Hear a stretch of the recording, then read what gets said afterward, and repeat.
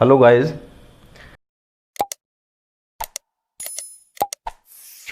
आज कुछ ऐसे टॉपिक्स के बारे में हम आपसे डिस्कस करना चाहते हैं जो फिजिक्स को समझने के लिए मैथमेटिकल टूल्स के रूप में जिनकी हेल्प लेनी आवश्यक होती है। उसमें से एक टॉपिक है जिसका नाम है ट्रिग्नोमेट्री।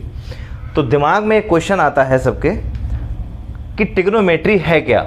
ट्रिग्नोमेट्री 3 डिफरेंट अलग अलग वर्ड का कॉम्बिनेशन है जो ग्रीक वर्ड से मिलकर बना है। यहाँ अगर देखें ट्रिग्नोमेट्री, तो ट्रिग्नोमेट्री में पहला जो यहाँ कंप्लीट वर्ड है जिसका नाम लिखा है यहाँ ट्राई मीन्स होता है 3, और गॉन का मतलब यहाँ लिया गया है जिसको कहते हैं साइड्स, और मेट्रॉन जो वर्ड है ये बताता है मेजरमेंट के बारे में, मेजर्स के बारे में। It means trigonometry is a branch of mathematics which deals with the 3 sides measurement as well as the measurement of different angles of this triangle. Means trigonometry mathematics की एक ऐसी ब्रांच है जिसमें हम ट्रायंगल के साइड्स और angle के different relations के बारे में पढ़ेंगे, ठीक। और अगर हम इसकी बुकीज डेफिनेशन की बात करें तो बहुत सिंपल है, इसको 1-2 लाइन में याद करना। Trigonometry is the study of relationship between sides and angles. किसी भी ट्रायंगल में टोटल कंपोनेंट कितने होते हैं? टोटल कंपोनेंट होते हैं 6, उसमें से 3 होती हैं साइड्स, जैसे एक साइड ये हो गई, एक साइड ये हो गई और एक साइड ये हो गई। 3 साइड्स हैं और 3 एंगल्स हैं। जो एंगल्स हैं इनमें से ट्रायंगल के किसी एक एंगल की वैल्यू अगर 90 डिग्री है तो इस पर्टिकुलर ट्रायंगल का स्पेसिफिक नाम हो जाता है जिसे कहते हैं राइट एंगल ट्रायंगल। और 90 डिग्री का एंगल के ठीक अपोजिट की जो साइड होती है उसको स्पेसिफिक नाम दिया जाता है जिसे कहते हैं हाइपोटेन्यूज। इसके अलावा 2 एंगल और बचते हैं, दीज आर 2 एक्यूट एंगल्स। ये 2 एक्यूट एंगल्स होते हैं। ये वर्ड एक्यूट कहां से आया? एक्यूट वर्ड जो होता है इसे कहा जाता है लेस देन 90। अगर कोई भी एंगल मींस थीटा है, इसकी वैल्यू 90 से कम है। फॉर एग्जाम्पल अगर मैं बात करता हूं 30 डिग्री, ये 30 डिग्री एक्यूट एंगल है। अगर हम बात करें 45 डिग्री तो ये भी एग्जाम्पल 45, 30, 60, ये सारे एंगल एग्जाम्पल हैं एक्यूट एंगल के, ठीक। These are some examples of acute angles. तो दीज 2 angles will be acute angle. Right angle triangle में की कंडीशन है कि एक एंगल 90 डिग्री का होगा, बाकी के दोनों एक्यूट एंगल होंगे। इसके अंदर कभी भी ऑब्ट्यूस एंगल नहीं बनता है, ठीक। और तीनों एंगल का सम अगर करते हैं तो उसकी वैल्यू आती है 180 डिग्री। ट्रायंगल के तीनों एंगल का सम 180 डिग्री आता है। कितना आता है? 180 डिग्री। अब हम बात करते हैं कि यहाँ जो ट्रिग्नोमेट्री में बेसिक चीज जो हमको पढ़नी है उसमें राइट एंगल ट्रायंगल को हमने रेफरेंस के रूप में क्यों लिया है, इसके पीछे क्या कारण है। इसमें बहुत ही स्पेसिफिक बात यह है, किसी जनरल ट्रायंगल को अगर हम ले लेते हैं तो हमें तीनों एंगल्स में से किसी भी एक एंगल की कोई इंफॉर्मेशन नहीं होती है। जब हम राइट एंगल का नाम देते हैं तो इसका मतलब है कि गिवन है, पहले से ही अननोन है कि एक एंगल 90 डिग्री का है, ठीक। बचे हैं बाकी के 2 अननोन ये एंगल। इन दोनों एंगल्स में से किसी एक एंगल को अगर हम रेफरेंस के रूप में यूज करते हैं, कोई भी एक एंगल, सपोज करो इस ट्रायंगल का नाम है ए, बी और सी। इसका ये एंगल जो है एंगल ए, ये वाला, इस एंगल को अगर हम रेफरेंस के रूप में यूज कर रहे हैं तो जान लीजिए कि जिस रेफरेंस एक्यूट एंगल को हमने यहां कंसीडर किया है उस पर्टिकुलर एंगल के जस्ट अपोजिट की साइड ही परपेंडिकुलर कहलाएगी, और रिमेनिंग साइड देखिए 90 डिग्री के सामने की हाइपोटेन्यूज हो गई, ये वेल नोन है, 90 डिग्री का स्पेसिफिक एंगल है। राइट एंगल ट्रायंगल में ये तो गिवन होता ही है। इसके सबसे बड़ी साइड हाइपोटेन्यूज कहलाती है, ठीक है। उसके बाद में बचा हमें दो एंगल में से किसी एक का सिलेक्शन करना, तो जो भी एंगल हम कंसीडर करेंगे उसके जस्ट अपोजिट की साइड परपेंडिकुलर हो जाएगी। बची है बाकी की third side which is known as base, उसे बेस कहते हैं। ये कभी भी माइंड में नहीं लाना है कि जो नीचे की साइड है वही बेस होगी, जी नहीं, ये पॉसिबिलिटी दिमाग से निकाल दीजिए। हमेशा एक चीज ध्यान रखनी है कि 90 के सामने की है वही हाइपोटेन्यूज है, रेफरेंस एंगल के सामने की वही परपेंडिकुलर है, ठीक, और बची हुई थर्ड एंगल के अपोजिट साइड वो बेस कहलाएगी। यहां दूसरा हमने ट्रायंगल इसलिए यहां बनाया है ताकि ये चीज क्लियर हो जाए। ये राइट एंगल ट्रायंगल है, कारण क्योंकि यहां पे भी एक एंगल 90 डिग्री का यहां शो किया गया है। अब 90 डिग्री के अपोजिट की साइड क्या कहलाती है? हाइपोटेन्यूज, ठीक।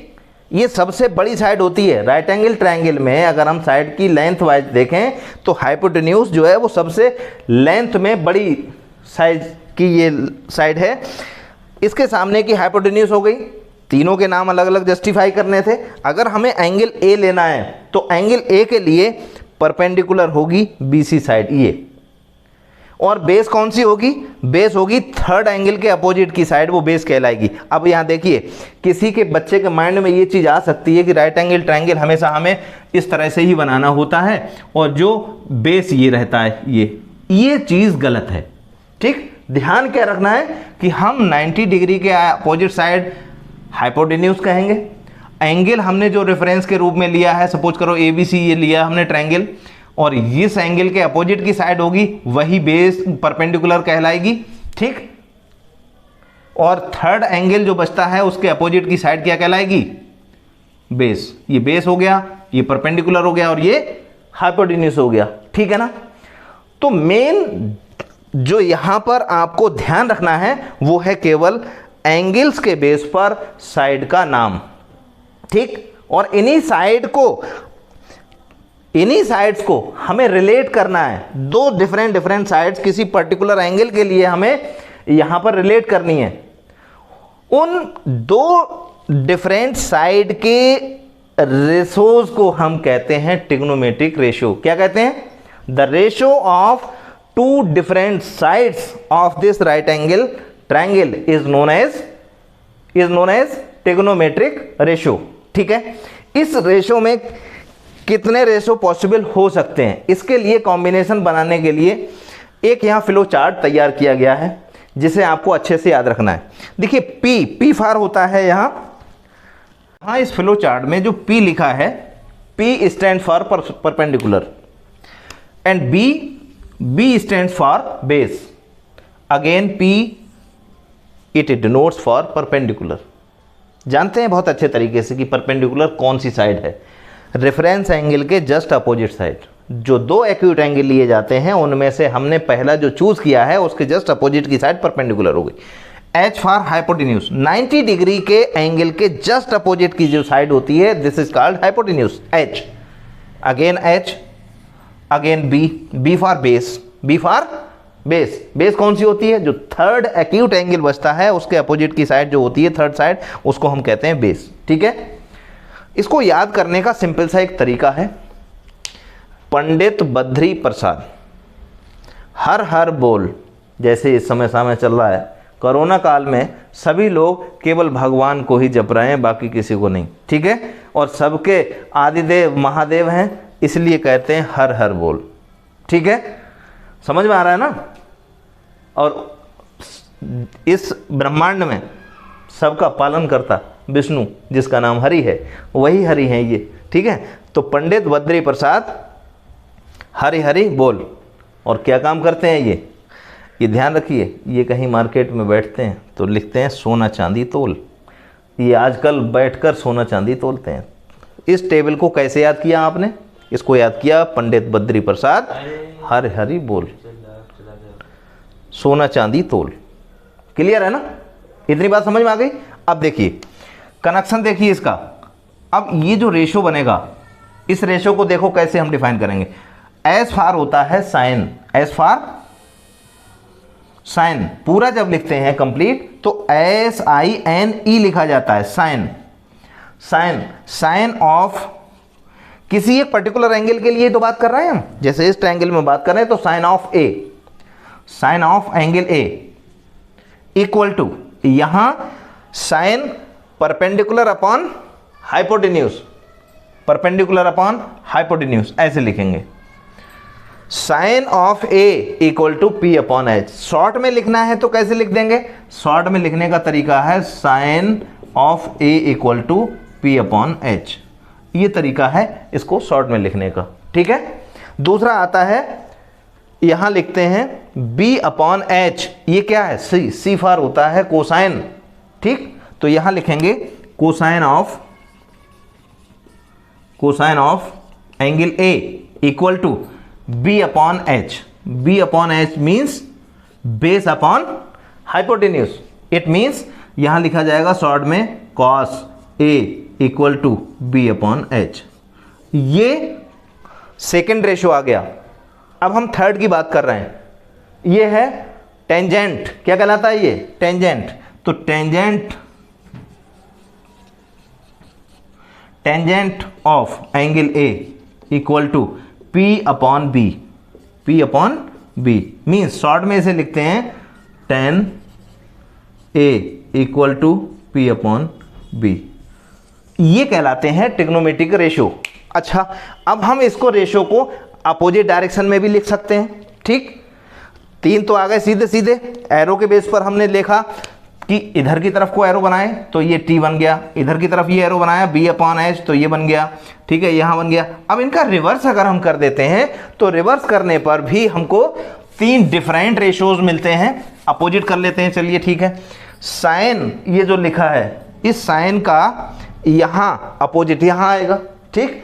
कॉस का यहाँ आएगा, टेन का यहाँ आएगा। वो क्या क्या बनता है? टेन का सबसे पहले यहाँ से ले लेते हैं, तो टेन के लिए यहां से ले लीजिए कॉसेक।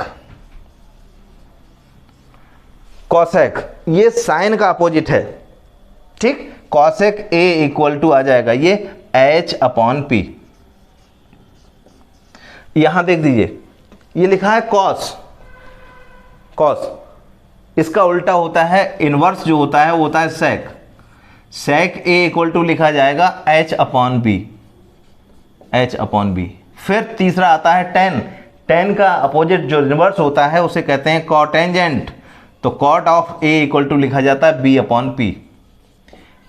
आप टेंशन बिल्कुल ना लें, नेक्स्ट वीडियो जो आएगा उसमें हम इनके बारे में बहुत डिटेल में आपको समझाएंगे कि ट्रिग्नोमेट्रिक रेशियो जो होते हैं वो कैसे लिखने चाहिए एक particular given values of triangle, ठीक है, और कैसे इन्हें हमें याद रखना है। आज केवल आपको इतना सा याद रखना है कि ये टेबल में जो हमने लिखा है ट्रिग्नोमेट्रिक रेशियो वो क्या है। ये है P for perpendicular, B for base, P for again perpendicular, H for hypotenuse, again H for hypotenuse and B for base, S for sine, C for cosine and T for tangent, ठीक है। फिर दोबारा repeat करे दे रहे हैं, पंडित बद्री प्रसाद हरि हरि बोल सोना चांदी तोल। तो इस टेबल के बेस पर हम ट्रिग्नोमेट्रिक रेशियो बनाते हैं। हमने आपको बताया था कि इस ट्रायंगल में टोटल 6 कंपोनेंट हैं, 3 एंगल्स और 3 साइड्स।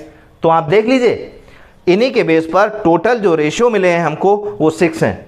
कितने? Sine, cos, tan, cosec, sec and cotangent, ठीक है। इनका लिखने का तरीका आपको समझ में आना चाहिए। तो ओवरऑल एक बेसिक इंट्रो के रूप में आपको ट्रिग्नोमेट्री समझ में आई है, इसकी आइडेंटिटीज और बाकी की जितने भी रिलेशंस हैं और इस पर इंपॉर्टेंट प्रॉब्लम्स कैसे बन सकती हैं, ये ट्रिग्नोमेट्री फिजिक्स में कैसे हेल्पफुल हो सकती है, साइंस में कैसे हेल्पफुल हो सकती है, हमारी डेली लाइफ में कैसे हेल्पफुल हो सकती है, इसको जानेंगे हम नेक्स्ट वीडियो में।